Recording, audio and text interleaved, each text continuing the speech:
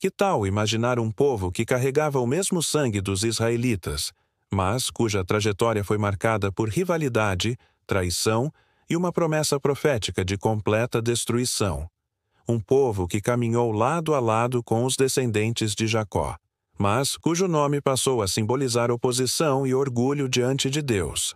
Pois bem, hoje vamos desvendar os mistérios e segredos por trás do nome enigmático Edomitas.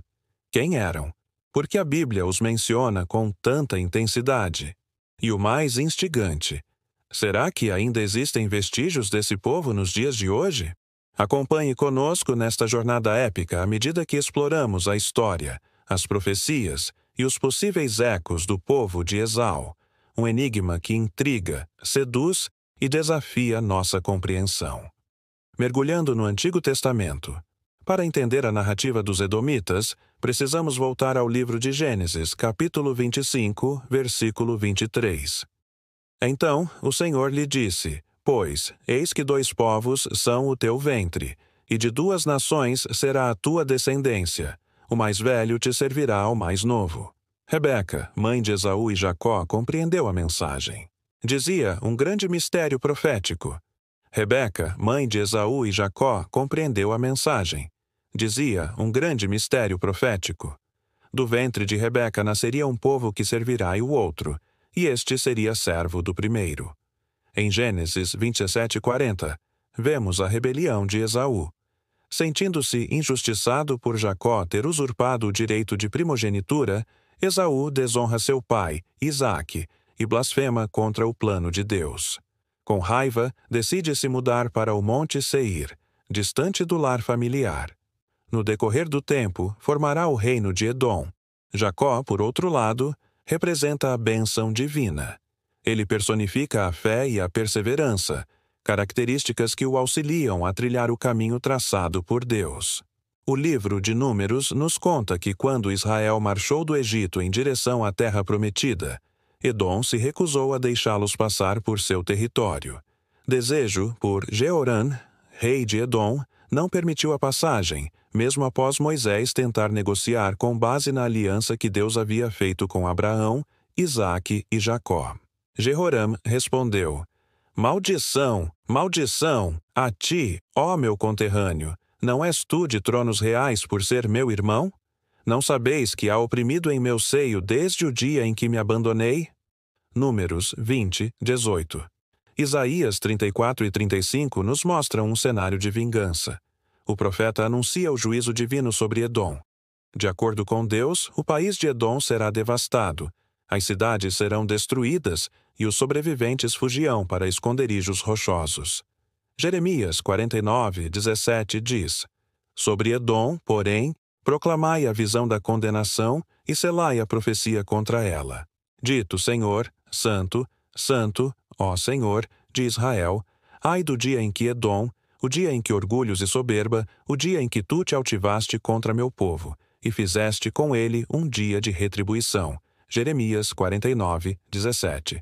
Ezequiel 25, 12. Propõe uma união entre Edom e Israel. Mas essa aliança não prosperará. Edom será punido por seus pecados, pois o profeta declara: Assim diz o Senhor Deus de Israel para Edom, a fim de que não se orgulhe, a fim de que não se soberbe, o dia em que eu visitares, te visitarei por teus males e conhecerás a minha ira. Jeremias 49, 14. Jeremias 49, 17 propõe uma união entre Edom e Israel, mas essa aliança não prosperará. Edom será punido por seus pecados, pois o profeta declara: Assim diz o Senhor Deus de Israel para Edom, a fim de que não se orgulhe, a fim de que não se soberbe o dia em que eu visitares, te visitarei por teus males, e conhecerás a minha ira. E saberás que eu sou o Senhor, quando te fizer juízo. O livro de Obadias, o único do Antigo Testamento dedicado a Edom, apresenta uma denúncia eloquente e contundente contra a opulência e a arrogância de Edom. Os edomitas, descendentes de Esaú, gloriam-se em sua riqueza, mas passam a mão na cabeça dos pobres. A soberba de Edom está em declínio. Na vastidão do seu orgulho, a nação se esqueceu de Deus, o Criador de Israel. Desprezando os seus laços de consanguinidade, Edom apoia-se em si mesma. Edom se alegrou com a queda de Jerusalém, saqueou os despojos e impediu os fugitivos. No Novo Testamento, encontramos uma referência a Edom no livro de Romanos. Paulo cita o texto de Obadiá para prever que o orgulho de Edom resultará em ruína. Assim diz o Senhor, Senhor, o Deus de Israel: eis que os de Sidom e Edom e os que habitam a região de Temã, a vocação de quem transcende a vossa soberba, a vossa sabedoria e a vossa inteligência. Descobrirás, porventura, os decretos de Deus? O que ordenou a respeito de Israel, para me fazerem perecer? O Senhor, o Deus de Israel, o Senhor dos exércitos, não me fez perecer. É, pois, da tua soberba que se diz desolação. No cristianismo primitivo, o apóstolo Tiago referiu-se a Edom como símbolo de soberba cristã. Ensinou que o povo de Deus jamais devia agir como os edomitas, pois a humildade era um mandamento divino. A Bíblia, portanto, deixa clara a posição de Deus em relação a Edom. Apesar de serem parentes de Israel, Edom era o símbolo da soberba, orgulho e daqueles que se desviavam do caminho de Deus. Contudo, como esses ensinamentos impactam a vida dos cristãos hoje? Refletindo sobre a história de Edom. A história de Edom nos convida a refletir sobre a importância da fé e da obediência à vontade divina. Nosso destino não está escrito em pedra, mas depende das escolhas que fazemos. De maneira semelhante, a figura de Esaú serve como um alerta constante para não desprezarmos o que é espiritual em busca de prazeres momentâneos. A decisão de Esaú de trocar a sua herança espiritual por lentilhas nos mostra que podemos nos separar do propósito de Deus. Por outro lado, o exemplo de Jacó nos inspira, pois demonstra a perseverança e a fé. As disputas entre Israel e Edom. As disputas territoriais entre Israel e Edom ilustram as tensões que surgiam na antiguidade.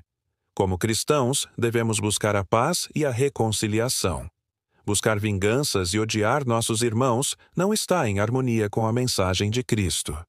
Jesus nos ensina a amar nossos inimigos e a orar pelos que nos perseguem.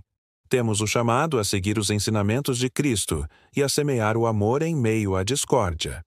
Edom, no contexto profético. O livro de Obadias é um dos livros menores do Antigo Testamento e contém apenas 21 versículos. Foi escrito em hebraico e axadadiata. Acredita-se que Ovadias tenha sido profetizado no século VI a.C., durante o exílio babilônico. O livro foi escrito por Obadias, um dos 12 apóstolos de Israel. O livro de Obadias é dedicado a Edom, e é um clamor profético contra o orgulho e a soberba do povo edomita. Profetiza o juízo divino sobre Edom por causa de sua atitude de opressão, glotonia e orgulho. A soberba de Edom está em declínio. Na vastidão do seu orgulho, o país se esqueceu de Deus, o Criador de Israel.